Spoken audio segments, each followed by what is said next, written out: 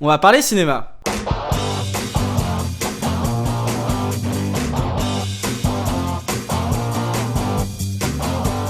Parlons d'un film oublié qui, même s'il n'est plus mis en avant, mérite un peu de votre temps.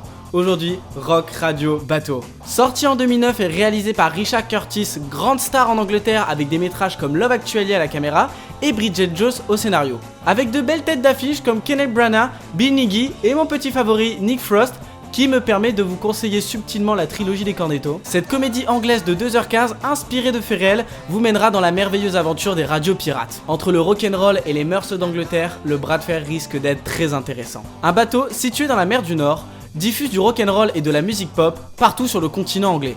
Mais le gouvernement, décidé à protéger la population des travers de cette musique, va faire la guerre aux petits navires. L'histoire est tirée de la radio pirate Radio Caroline qui, pour ne pas être embêtée, diffusait depuis les eaux internationales. Aujourd'hui, elle diffuse légalement et à terre et est encore très populaire. Une réalisation et une ambiance qui vous fera partir dans les années 60 avec l'explosion du rock'n'roll anglais. Avec un amour inconditionnel et indémodable de la musique de ce moment de l'histoire. Avec des personnages hauts en couleur, vraiment, ce film vaut le détour.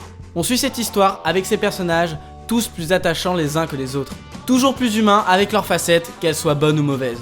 Le film réussit le cocktail explosif d'être marrant et déjanté à la fois. Et on plonge dans cette histoire plus qu'invraisemblable qui en devient génialissime. Les acteurs sont tous excellents et proposent des performances vraiment agréables quand on a l'habitude de les voir dans des films beaucoup plus sérieux. Mention spéciale à Arif Ifan qui joue un personnage hilarant dont je vous laisse la surprise. Les défauts du film sont ces petites longueurs à droite à gauche qui mériteraient d'être réduites pour ne pas en pâtir sur le rythme. Et il faut l'avouer, une petite lourdeur dans l'humour général. Avec une de mes bandes son préférées tout film confondu, remettant au goût du jour tous les bons gros classiques de cette époque. Avec du Kings, The Turtle et encore bien d'autres, une bande son parfaite. Le réalisateur, même si déjà bien connu avec Love Actually, nous prouve encore une fois que l'écriture et la réalisation n'est pas un problème pour lui. Le film vous marquera par tous les aspects cités précédemment et son énergie débordante qui j'espère vous tiendra pendant plusieurs semaines. Ce film sur les radios pirates, c'est Good Morning England. Voilà, cette vidéo est terminée, j'espère qu'elle vous a plu. En tout cas, je vous dis à très bientôt. La bise.